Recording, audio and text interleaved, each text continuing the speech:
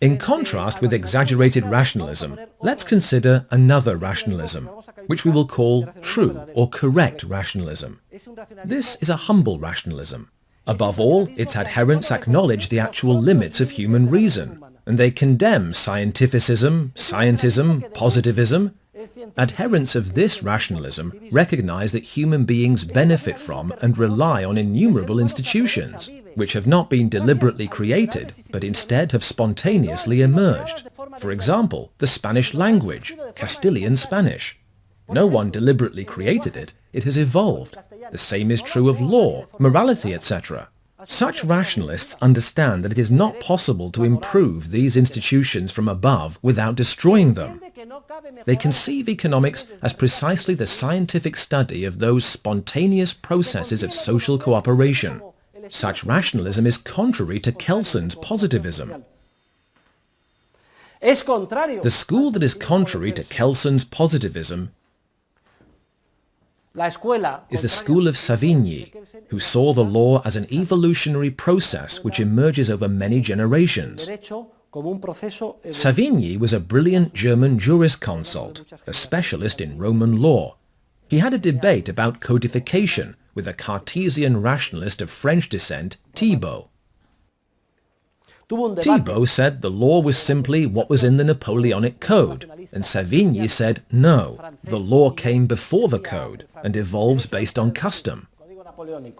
The law was not codified until very late in history.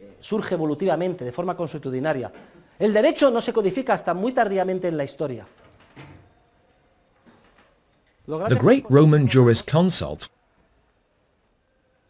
was simply discovering the law that already existed and had evolved in society. Rather late in the empire, an emperor named Justinian feared the law would be lost. He said, put it in writing, and what is now known as the Corpus Iuris Civilis was compiled. But this happened rather late. The famous Napoleonic Code, Napoleon supposedly dictated. Article number 1, Article number 2. What he actually did was copy Roman law and adapt it a little to the France of his era.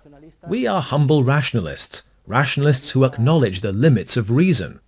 City planning provides another illustration. Who's been to Paris? Raise your hand. Okay. Who's been to London? Raise your hand. What difference is there between the two cities?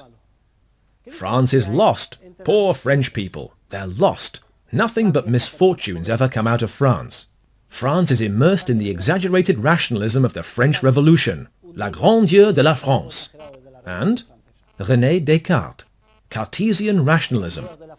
What's Paris like? It looks like it was drawn with a pen and ruler. The Champs-Élysées, the Place de la Concorde, Napoleon. Everything's perfectly straight, like a grid. And what's London like? London is spontaneous. You can be walking through the middle of London and suddenly there's a curved street, and nobody knows why it's curved. And some streets go like this, and others go like that. It's a spontaneous order that appears chaotic. One city reflects the tradition of exaggerated rationalism, while the other reflects that of humble evolutionary rationalism. Compare them for yourselves. And where does Spain fit in all of this? Which has had the stronger influence in Spain? Well, since the Bourbons, France. Let's clarify that.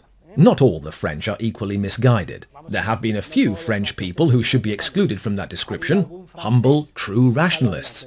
For example, Charles de Secondat, Baron de Montesquieu. His most important works are The Spirit of the Laws and The Persian Letters. He was a humble rationalist who condemned the exaggerated rationalism of his own country. There have also been British people who have subscribed to a brutal, exaggerated rationalism. For example, Jeremy Bentham. He was a lunatic. Among other things, he requested that after he died, his body be mummified. And you can see the guy sitting there on display at a university. It's a sight to see. Do you know what the panopticon is? Well, this man invented Big Brother. It's a prison with glass walls. Bentham claimed that approach was ideal for society. To be able to see everything everyone is doing at any moment, to observe it all from above. Big Brother. And to exert control as well, to calculate costs, profits, utility. All social decisions will be made to maximize utility. as if an authority could know from the outside what would result in utility and what would result in costs. Bentham was an extremely dangerous social engineer.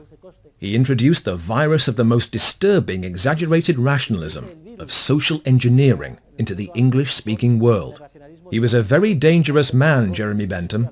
Though I have contrasted the Anglo-Saxon tradition of humble rationalism with the French tradition of exaggerated rationalism, I have done so in broad strokes. There are theorists who defy this division, and though they are French, they belong to the correct camp. Or, though they are English, they belong to the erroneous.